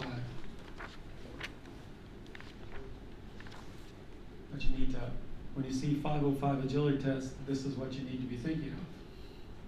อันนี้เป็นไฟล์ G test ครับก็มี5กับมี 10 Basically what you're going to do is you're going to start here 10 meters behind the start line, basically. When you cross the start line, you'll either start a stopwatch, or if you're rich enough, you'll have break a light timing system. Come down to the turn line, turn as quickly as you can, 180 degrees, and then run past the finish line. And your score is the time it takes you get from this line, return to that line. อันนี้เขาจะเริ่มต้นจากข้างบนนะครับ start line แล้วก็วิ่งยาวทั้งหมด15 เมตร แต่ว่าเวลาจับเวลาอยู่ช่วงที่ตรง finish line 10 เมตร พอวิ่งกลับปุ๊บแล้วก็เทิร์นกลับให้เร็วที่สุดนะครับไปกลับไป5 เมตรนะครับ So you got a running start. One of the challenges with this test, if you don't have a timing system, which an automatic timing system, then you're dependent upon someone with running a stopwatch, or I guess no one has stopwatches anymore, but running their iPhone, I guess. ก็เขาบอกว่าถ้าจะให้ดีก็คือมี timing gate ก็มีเป็นจับเวลานะครับแต่ถ้าไม่มีก็ใช้นาฬิกาหรือใช้ iPhone ก็ได้นะครับ So it's highly dependent upon the skill of the operator and what the operator actually sees. งั้นเวลามันก็จะมีความคาดเคลื่อนว่าขึ้นอยู่คนจับเวลาว่าตอนที่เขาวิ่งผ่านนะครับเขาวิ่งกลับมา start stop ตรงนั้นเป็นยังไงงั้นถ้าเกิดคนจับเวลาคนละคนก็อาจจะมีปัญหาเนี่ย If you've ever been involved with a swimming meet or a track meet before automatic timing, you would have 3 different watches on every athlete, and it's very rarely that all 3 of them agreed. So you had some methodology in order to determine what the actual time was, based upon sometimes it wasn't ever an average. That would be ridiculous, right? Typically it was the best of 2. เราบอกสมมติถ้ามันมีคนจับเวลา3 คนโดยปกติมันจะไม่ค่อยเท่ากันเท่าไหร่งั้นถ้าจะไป average ก็ดูอาจจะไม่ค่อยให้มันเท่าไหร่ก็อาจจะใช้2 คนที่ดีที่สุดเอามาเฉลี่ยเป็นค่าครับ So for a reliable test, you need to use the same timer pre and post. ก็ให้ใช้นาฬิกาจับเวลาเดิมจะได้เพื่อreliable ก็คือมีความเชื่อมั่นนะ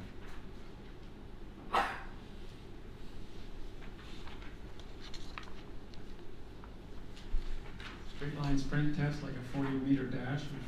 40-yard run. อันนี้ก็เป็น state line sprint test ก็ประมาณ40 ยาร์40 หลาครับหรือ40 เมตรนะครับ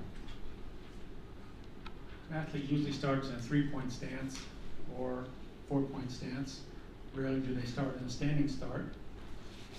ก็เวลา start ก็จะเป็น 3 point หรือ 4 point stand ก็คืออาจจะแบบเป็นท่าเรื่องของการฟุตบอลที่มันมี3 But in order to get a fast time, you need to do a couple of sub-maximal or even maximal runs before the time one. ก่อนที่จะทำก็ให้ฝึกเป็น sub maximal หรือว่าเป็น max ไม่กระทั่ง max สักครั้งหนึ่งก่อนนะครับเพราะว่าถ้าไปวิ่งเลยมันไม่ได้ max หรอกนะครับ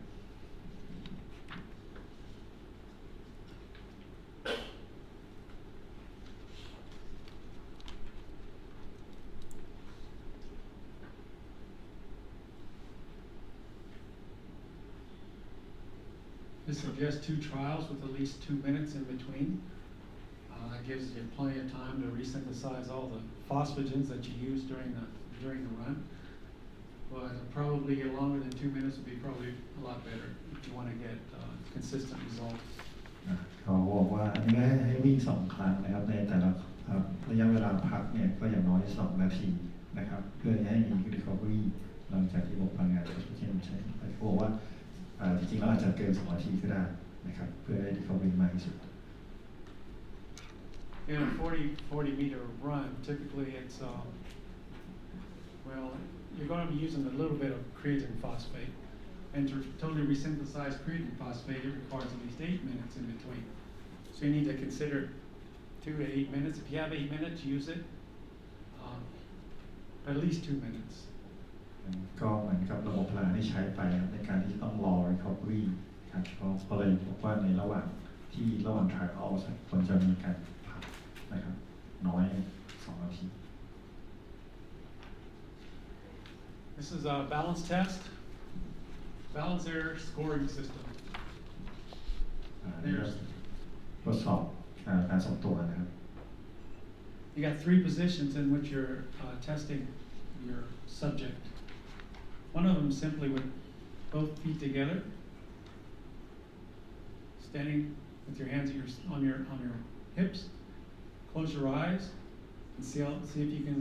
go 30 seconds without losing your balance, without taking a step, without rotating your body to overcome your balance inadequacies.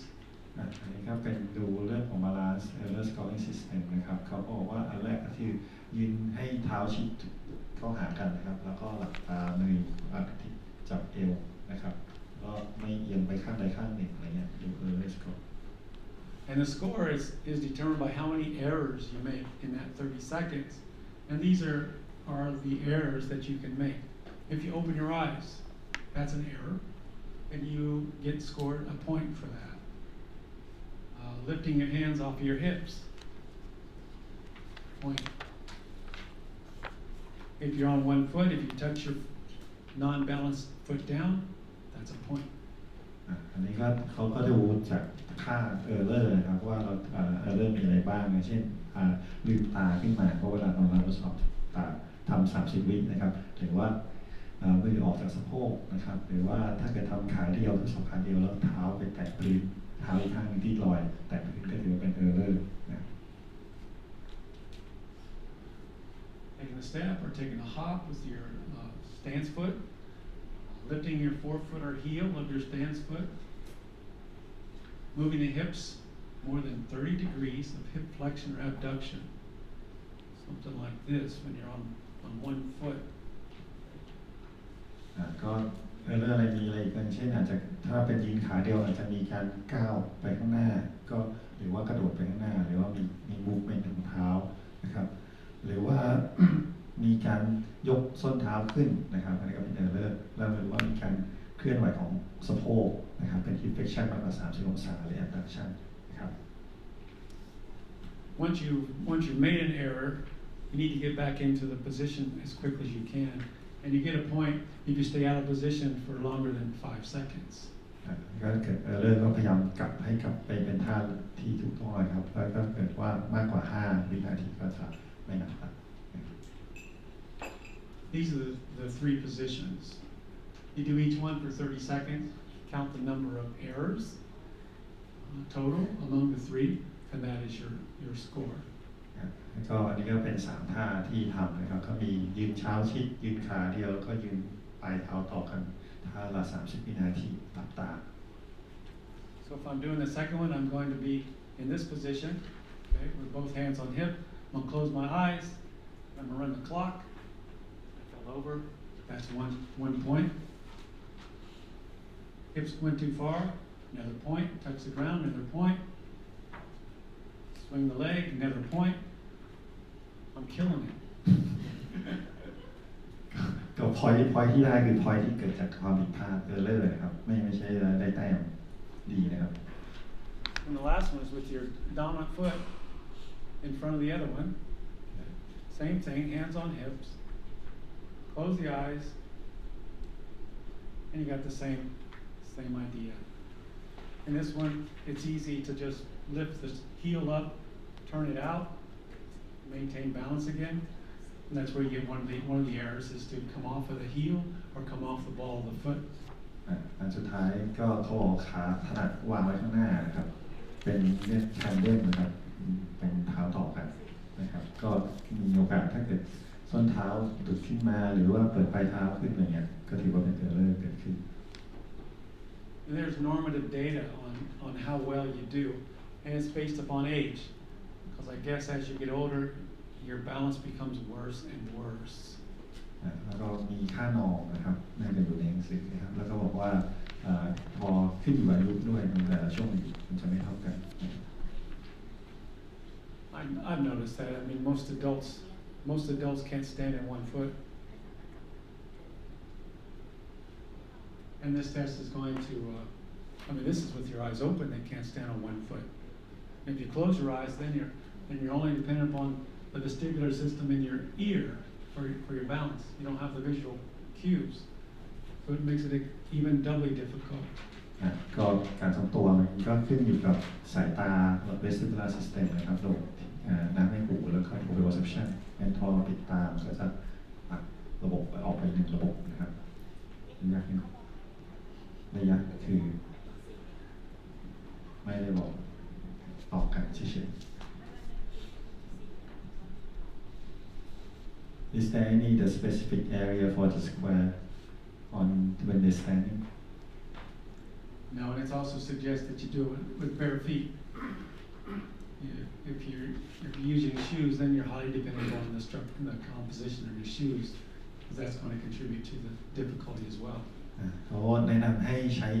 ถอดรองเท้ายิงเท้าเปล่านะครับยิงเท้าเปล่าไม่ได้กำหนดกรอบว่าเป็นเท่าไหร่เพราะว่าจริงๆมันยิงขาชิดยิงขาเดียวแล้วก็ยิงต่อขาฉะนั้นมันไม่ต้องมี4เหลี่ยมอะไรก็ได้ครับผมก่อน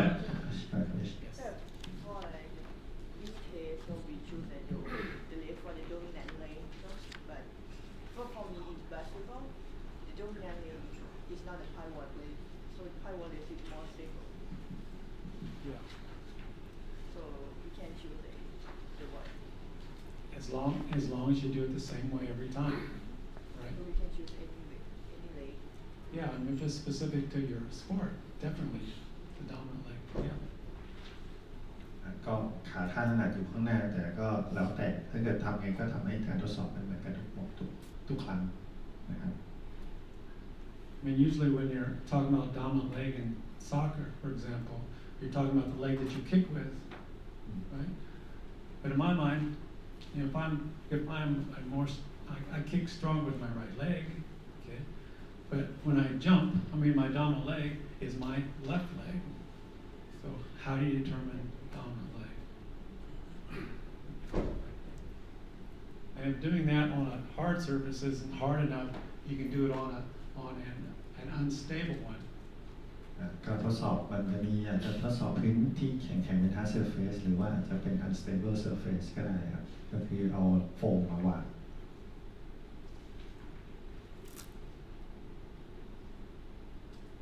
Star excursion balance test. นี่ก็เป็นเทสบาลานซ์อีกอันหนึ่งเรียก Star Excursion Balance Test ครับ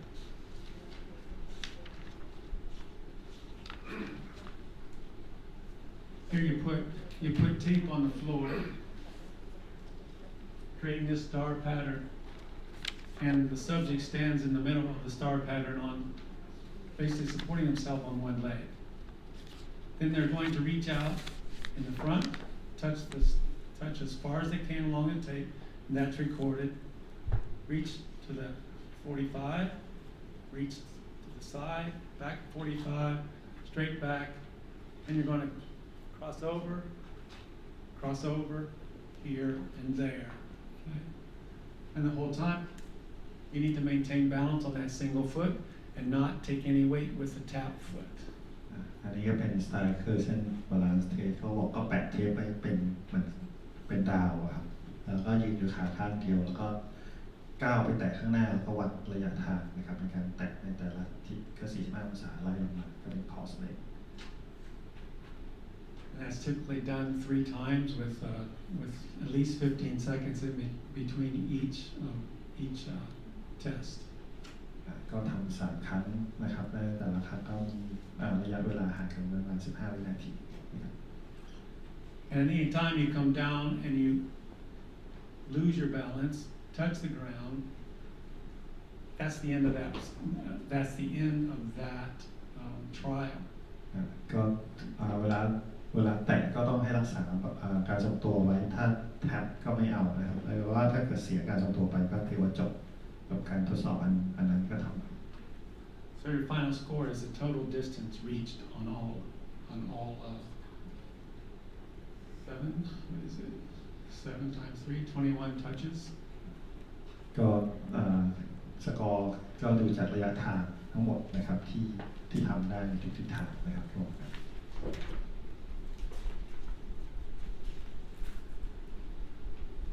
Now some people say just doing the anterior lateral and posterior lateral is sufficient for this test. เขาบอกว่าคนก็บอกว่าทำเฉพาะ anterior lateral lateral posterior lateral ทำขั้นหนึ่งก็พอละนะครับก็เพียงพอ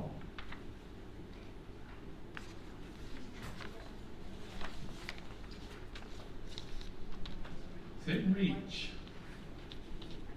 One of my favorites. It's simple enough to administer here. They just took a meter stick or a yardstick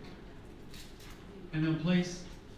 the stick at this is the 15-inch mark is at their heels. Okay, so that tape is laid down. 15-inch mark is where it crosses that tape. อันนี้เขาบอกว่าเอาไม้บรรทัดวางครับประมาณ15นิ้วตรงที่เป็นเทปแปะนะครับ And without uncrossing the hands, they need to stay crossed the whole time. You reach out as far as you can, touch as far as you can, and your score is recorded as such. ก็เอาไปจับเข้าหากันแล้วก็ยืดก้มให้ได้มากที่สุดเท่าที่จะทำได้นะครับ You take as many trials until your vertebrae disintegrate. เอาไว้ทันเลยนะเขาบอกว่าทำจนกระทั่งไอ้กระดูกสันหลังมันอยู่ปิ้นออกมาอันนี้ก็เลยไม่ได้แปลกระโจกกิน The overhead squat test, you take a dowel rod, a stick,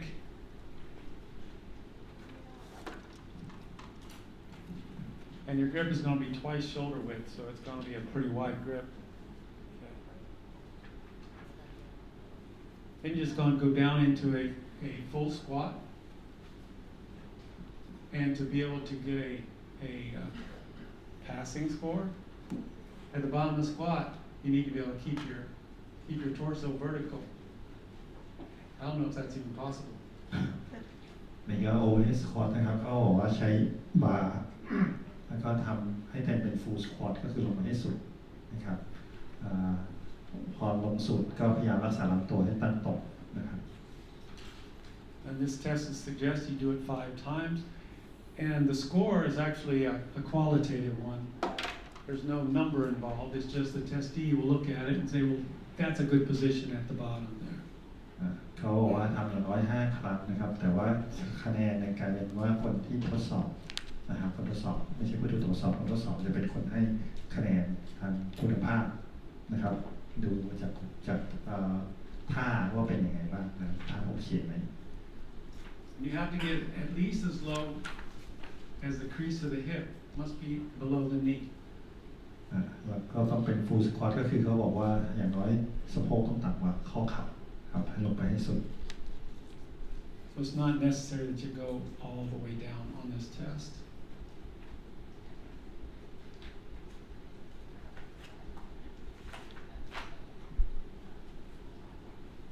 All right. Questions? จบแล้วครับก็ขอคำถามครับมีคำถามสงสัย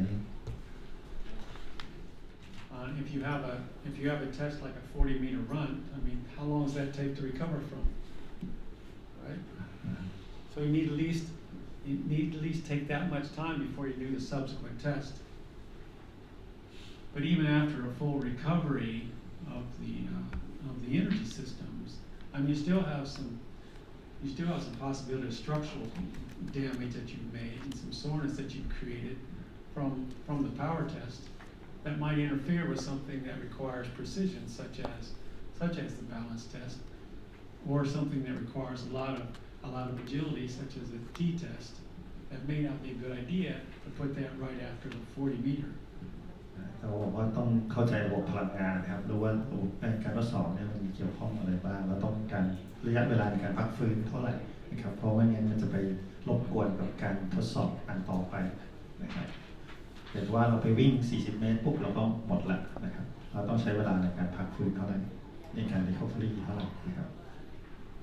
Also depends on the quality of your athlete. If you're testing a bunch of kids in school, you're not going to do several different tests in a single day. I mean, they do a 40-meter run test, and that's it. They can't recover. And to do any test after that would be a mistake. So you might have to take several days in order to conduct a whole battery of tests if you have novices that you're testing. อันนี้ก็ขึ้นอยู่กับนักกีฬาด้วยสมมติถ้าไปทดสอบเด็กนะครับเราไม่สามารถจะให้เด็กทดสอบวันเดียวหมดได้นะครับสมมติว่าถ้าเกิดวิ่งไป40 เมตรปุ๊บเด็กก็หมดละไปทำทดสอบอื่นมันก็จะได้ค่าที่ไม่ค่อยถูกต้องไม่ accurate นะครับ But the biggest limitation of a field test is the tester themselves. I mean, they have got to know what they're doing. They have to be very, very specific in how they conduct the test. If they can't create an environment in which they can repeat that same over and over again, you can't use that data. It's a waste of time. So it requires that you definitely have trained testers when you do any of these tests. Don't just pull someone out of the crowd and say, hey, can you run this stopwatch? Push this to start, push that to end. It doesn't work that way. อันนี้เขาคือย้ำมากเลยครับคือคนที่ทดสอบครับไม่ใช่ว่าไปเอาใครมาก็ได้ทดสอบนั้นเขาต้องรู้ว่าแบบทดสอบเนี่ยมีวัตถุประสงค์อะไรแล้วต้องดูอะไรยังไงบ้างนะครับท่านได้บอกในเวลาทำฟิลเทสโดยมากก็จะเป็นปัญหาคือเทสเตอร์คือคนที่ทำการทดสอบนี่แหละหรือว่าไม่ใช่คนเดิมหรือว่าไปเอาใครไม่รู้เอาเด็กมาเอาจับนาฬิกาหน่อยจับเวลาหน่อยกลายเป็นค่าที่ได้แบบเสียเวลาไปทำนะครับ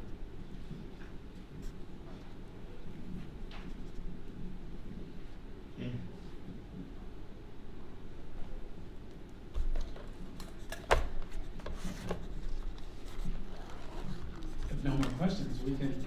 break for lunch and come back at 10:10.